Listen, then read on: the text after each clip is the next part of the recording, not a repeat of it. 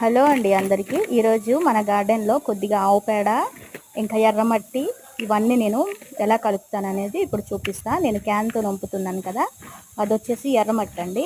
పక్కనే మా అమ్మ చేతితో ఇలా నలుపుతుంది కదా, అది వచ్చేసి ఆవు పేడ. ఇది ఇప్పుడు వంపుతుంది అయితే ఎర్రమట్టి.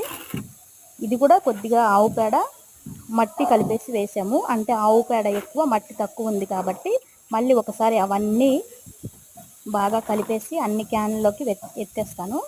ఆవు పేడ కొంచెం పెద్ద పెద్దగా ఎండిపోయింది, గట్టిగా ఉందంతా అలా రాయితో కొడుతుంది మా అమ్మ. ఇది వచ్చేసి ఆవు మేకదండి, మేక ఎరువు కొద్దిగా ఎర్రమట్టి, ఆవు పేడ. ఇది మన గార్డెన్లో ఉన్న చెత్త అంతా కాల్చేస్తాం కదా, చెత్త కాల్చిన తర్వాత చూడండి మనకి ఇలా ఉంటుంది. అంత బూడిదలాగా మట్టిలాగా అయిపోతుంది.